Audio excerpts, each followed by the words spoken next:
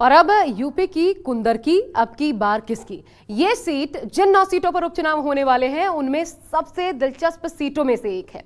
यूं तो कुंदरकी समाजवादी पार्टी का गढ़ रही है। बीजेपी यहां नंबर 2 से कभी नंबर 1 नहीं बन पाई और यह सिलसिला 1993 से लगातार चलता आ रहा है, क्योंकि कुंदरकी विधानसभा में 60% मुस्लिम आबादी आती है और यही आबादी जीत हार तय करती है।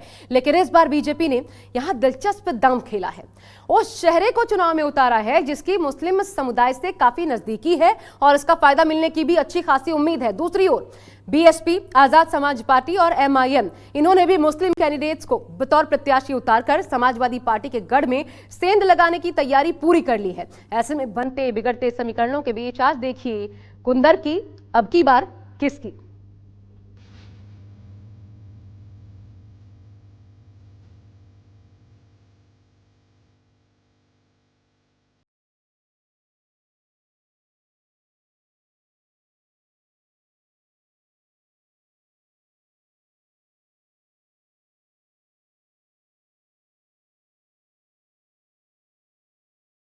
उत्तर प्रदेश में उपचुनाव बढ़ा हुआ है सियासी तनाव। शुरुआत है शुरुआत, और इस शुरुआत को मंजिल तक पहुंचाना है। मंजिल का लक्ष्य प्रधानमंत्री मोदी जी ने आप सबके सामने दिया है। इंटरनल सर्वे में उन्हें पता लगा कि भारतीय जनता पार्टी यहां जीत नहीं रही है। उन्होंने चुनाव टाल दिया, चुनाव नहीं टाला है। जनता के गुस्से का सामना नहीं कर पा रही बीजेपी। यूपी में किसकी जीत का बनेगा संयोग? योगी अखिलेश के नए नए प्रयोग। राष्ट्र तब सशक्त होगा जब हम एक रहेंगे, नेक रहेंगे, तभी नेक रहेंगे। बटेंगे तो कटेंगे। ये पीडीए की ताकत से घबरा करके ये नारा निकाला गया है। पीडीए की बढ़ती हुई ताकत से बीजेपी घबराई हुई है, इसीलिए इस तरह के नारे दे रही है। 9 सीटों पर उपचुनाव की बारी, कौन पड़ेगा किस पर भारी? देखिए, ये भाजपा का या किसी पार्टी का कोई महत्व तो होता ही है, लेकिन सबसे बात जो है वो महत्वपूर्ण बात ये है कि ये जो हमारे ठाकुर साहब रामवीर सिंह हैं, ये एक ऐसे व्यक्ति हैं कि ये सारे समाज को साथ लेकर के अपने साथ चलते हैं। तो समाजवादी अच्छी है, इसमें कोई किसी जाति का वो नहीं, कुछ नहीं। और भाजपा की ऐसी बात है कि वो आज तक कभी वोट मांगने आते ही नहीं। 2024 के लोकसभा नतीजों ने यूपी में समाजवादी पार्टी और कांग्रेस को जो संजीवनी दी, जिसने साइकिल को इतना रफ्तार दे दी है कि वो अब उत्तर प्रदेश में 9 सीटों पर हो रहे उपचुनावों में अखिलेश खुलकर फ्रंट फुट पर बयानों की बैटिंग कर रहे हैं। उपचुनाव जहां हो रहे हैं, भारतीय जनता पार्टी सरकार के अधिकारियों को आगे करके चुनाव लड़ रही है। जनता इन्हें चुनाव हराएगी। ये 9 के 9 चुनाव भारतीय जनता पार्टी के लोग हारने जा रहे हैं। पीडीए की ताकत बढ़ती चली जा रही है, पीडीए से लोग जुड़ते चले जा रहे हैं। लोकसभा चुनाव में समाजवादी पार्टी और कांग्रेस गठबंधन ने 43 सीटें जीती थी। बीजेपी को भारी नुकसान उठाना पड़ा था, लेकिन इस बार उपचुनाव में बसपा और चंद्रशेखर की पार्टी भी दांव खेल रही। लेकिन सीधी लड़ाई इंडिया और एनडीए गठबंधन के बीच ही। ऐसी ही एक सीट यूपी के मुरादाबाद की कुंदरकी विधानसभा की सीट है। बीजेपी यहां सालों से जीत के लिए संघर्ष कर रही, क्योंकि हर बार सपा यहां से बाजी मार लेती है, इसलिए विधानसभा को सपा का गढ़ माना जाता है। कुंदरकी विधानसभा को समाजवादी पार्टी के गढ़ के रूप में जाना जाता है। जीत भी हमेशा सपा की यहां से होती रही है, लेकिन इस बार मामला कुछ दूसरा बन रहा है। उसकी वजह यह है कि 65% मुस्लिम आबादी वाले इस विधानसभा क्षेत्र में 40% तुर्क बिरादरी से आते हैं, और भाजपा को छोड़कर बाकी सारे प्रत्याशी, चाहे वो बसपा के हों, सपा के हों या ओवैसी की पार्टी के हों, तुर्क बिरादरी से ही मैदान में खड़े हैं। ऐसे में ऐसा समझा जा रहा है कि समाजवादी पार्टी को थोड़ा नुकसान हो सकता है। हालांकि दावा समाजवादी पार्टी कर रही है कि पिछली बार भी ऐसा हुआ था, कोई फर्क नहीं पड़ता। मुरादाबाद की कुंदरकी विधानसभा सीट पर वैसे तो चुनावी मैदान में समाजवादी पार्टी और भारतीय जनता पार्टी के बीच मुकाबला है, लेकिन इस सीट को लेकर एक अलग चर्चा गर्म। सभी पार्टियों के प्रत्याशी दमखम के साथ चुनावी तैयारी में जुटे। इस बीच चर्चा है कि विधानसभा उपचुनाव में मायावती, चंद्रशेखर और ओवैसी की पार्टी सपा का खेल बिगाड़ रही, जिसका कारण ये है कि भाजपा को छोड़ सभी पार्टियों ने यहां से मुस्लिम चेहरे पर दाव खेला है।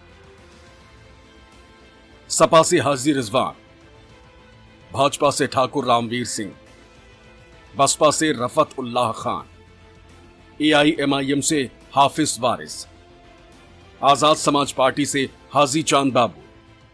कोई बंटवारा नहीं होगा। 2017 में भी ये सब पार्टियां लड़ी थी। ओवैसी साहब की पार्टी भी लड़ी थी, आपकी बहुजन समाज पार्टी भी लड़ी थी, अकबर हुसैन साहब लड़े थे, और आपका क्या नाम है लोकदल से भी लड़े थे, आपके मोहम्मद नबी और एक रमजानी लड़े थे। ये सारे लोग पहले भी लड़ चुके हैं। अब के 3 है, पहले 5 थे। इससे कोई फर्क पड़ने वाला नहीं है। चाहे वो मेरी बिरादरी के हों, पहले भी मेरी बिरादरी के लड़े थे, उससे पहले भी लड़े थे, 2012 में भी लड़े थे। 5-5 जब मुस्लिम अक्सरियत ज़्यादा है तो कैंडिडेट भी मुस्लिम होते हैं। इससे कोई फर्क पड़ने वाला नहीं है। इस प्रदेश में नोएडा और साहिबाबाद 8 लाख से 10 लाख 12 लाख तक की कॉन्स्टिट्यूंसी है। जो 14 में लोकसभा में वोट मिला, हमारे दोनों बड़े भाई हैं, वो वहाँ से चुनाव लड़े तो 14 के मुकाबले उन्हें 17 में 5,000 7,000 ऊपर नीचे वोट मिला। 38,000 वोट 14 के मुकाबले, 62,000 के मुकाबले 1 लाख वोट 17 में मिला। ये भी उत्तर प्रदेश का पहला उदाहरण है। तो ऐसे इतिहास हमने बनाए हैं। और ये उसके बाद 19 हुआ, 22 हुआ, 24 हुआ। पार्टी का वोट जो कैडर वोट है वो फिर 80, 82, 84 रह गया। अब बीजेपी को फ़ायदा नहीं होगा, बीजेपी को फ़ायदा नहीं होगा, बल्कि यानी मजलिस इत्तेहादुल मुस्लिमीन को फ़ायदा पहुंचेगा। क्योंकि हम लोगों पे अब तक कोई विकल्प नहीं था, समझ गए। मजबूरी थी साइकिल को वोट देने की, हाथी को वोट देने मजबूरी थी, मगर अब हम पे एक विकल्प है। हमारे नज़दीक हम लोगों में से एक ऐसा मजबूत लीडर, पढ़ा लिखा, काबिल तरीन, जो अदल इंसाफ की बात करता है, गरीबों मजलूमों की, दलितों की बात करता है, वो लीडर हमारे दरमियान है। और नौजवान तबका जितना भी है वो इस चीज़ को पहचानना है, जानना है। लिहाजा ये वोट जितना भी है, जो अखिलेश यादव जी से नाराज़ है वो भी, जो हाजी रिजवान साहब से नाराज़ है वो भी, ये सब वोट जो है ये पतंग को पड़ेगा। कुंदरकी उपचुनाव में भले ही बसपा, AIMIM और आजाद समाज पार्टी ने अपना प्रत्याशी उतारा है, लेकिन सीधे तौर पर कुंदरकी की सीट पर असली मुकाबला भाजपा और सपा के बीच देखने को मिलेगा, क्योंकि शुरू से ही ये सीट समाजवादी पार्टी के खाते में रही और ज्यादातर भाजपा प्रत्याशी दूसरे नंबर पर रहे। ऐसे में दूसरे दल इसका फायदा उठा सकते हैं और किसी एक पार्टी के वोट बैंक को नुकसान पहुंचा सकते हैं। अब ये तो देखने वाली बात होगी कि बसपा, AIMIM और आजाद समाज पार्टी किसके वोट बैंक का ज्यादा प्रतिशत अपने खेमे में ला पाई। सोच के वोट करेगा। एक तो एजुकेशन हो, कुछ कारोबार बढ़े और ताकि अपना कारोबार करे आदमी। अब जैसे देख लो, अब डिंगरपुर में आप सारी दुकानें बंद पड़ी हैं, जितनी पार्टी में करें वो सब बंद पड़ी। और तुम्हारे की एक तरफ का ऐसी मतलब कोई अच्छी सुविधा नहीं है यहाँ पे। जोर किसका चल रहा है? साइकिल का। वजह इसकी? बस साइकिल तो साइकिल है सर, पहले से ही वोट देते हुए आए साइकिल को। किसका पलड़ा भारी है? ये रामवीर सिंह का। क्यों? यह हर बार खड़े होते आ रहे हैं और पीछे से ना निकले हैं। अब की बार उम्मीद है निकल जाएंगे। क्या नाम है आपका? अमरपाल सिंह सैनी। अमरपाल जी, वैसे तो ये पूरा इलाका मुस्लिम बाहुल्य है, 65% आबादी मुसलमानों की है, हर बार मुस्लिम प्रत्याशी ही जीतता है यहाँ से। तो ऐसे में ये कैसे माना जाए कि इस बार जीत? हम सैनी हैं, सभी सैनी हैं। ये 2-4 गांव ऐसे हैं जो अपने मुद्दा उठा सकते हैं, हम किसी चीज़ का मुद्दा उठा सकते हैं भाई साहब। हाँ, कोई क्या लग रहा है इस बार किसका कौन जीत? मतलब सपा, बसपा, भाजपा, ओवैसी की भी पार्टी खड़ी हो गई है, कई मुस्लिम कई पार्टी खड़ी है। तो इसमें कौन जीत सकता है? रामवीर सिंह यादव जीत सकते हैं आपके साथ। रामवीर सिंह, हाँ, ठाकुर रामवीर सिंह जीत सकते हैं। 14 साल है और अब पे निकल के रहेंगे वो, जबकि सपोर्ट मोमदनों की भी इसमें शामिल है। उत्तर प्रदेश का कुंदरकी विधानसभा उपचुनाव इस बार रोचक होने जा रहा है। भारतीय जनता पार्टी यानी बीजेपी ने रामवीर सिंह ठाकुर को कुंदरकी सीट से उम्मीदवार बनाया। समाजवादी पार्टी यानी सपा ने कई बार के विधायक रहे हाजी मोहम्मद रिजवान को उम्मीदवार घोषित किया। अभी तक ये माना जा रहा था कि इस विधानसभा सीट पर मुस्लिम मतदाताओं का वर्चस्व बरकरार है और 1993 के बाद से होने वाले चुनाव में मुस्लिम समुदाय के लोग जिसे चाहते हैं उसे ही विधायक बना देते हैं। इस बार बीजेपी के उम्मीदवार रामवीर सिंह ठाकुर के उम्मीदवार बनने के बाद सपा की मुश्किलें बढ़ने लगी। बीजेपी उम्मीदवार रामवीर सिंह ठाकुर की मुस्लिम समुदाय के लोगों से काफी नजदीकी है। यही वो वजह है जिससे लोग कह रहे हैं कि इस बार सपा उम्मीदवार की जीत का समीकरण बिगड़ सकता है। तो तुर्क बिरादरी की एक बार फिर चर्चा है, क्योंकि यही बिरादरी कुंदरकी उपचुनाव में हार और जीत तय करती है। लगभग 60% से ज्यादा मुस्लिम वोटर्स में 40% तुर्क वोटर्स हैं।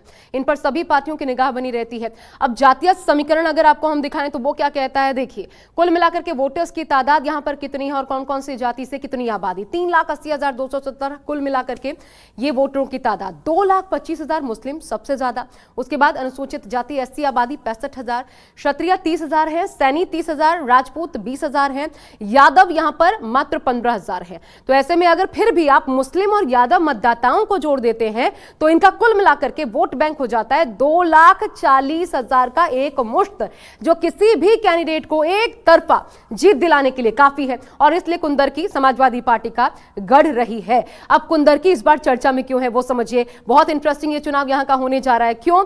क्योंकि बीजेपी को छोड़कर सभी के उम्मीदवार जो हैं वो मुस्लिम प्रत्याशी ही हैं। मुस्लिम समाज के वोटर्स का नाम हटाया जा रहा है। इधर ये विपक्ष ने आरोप भी इस बीच लगा दिया है। कहा जा रहा है कि जिंदा लोगों को मरा बताकर नाम काटे गए, ये आरोप सामने आए और ऐसा करके समाजवादी पार्टी समर्थक वोट बैंक जो है वो कम करवाने की साजिश भाजपा रच रही है। ऐसे तमाम तरीके के आरोप आए।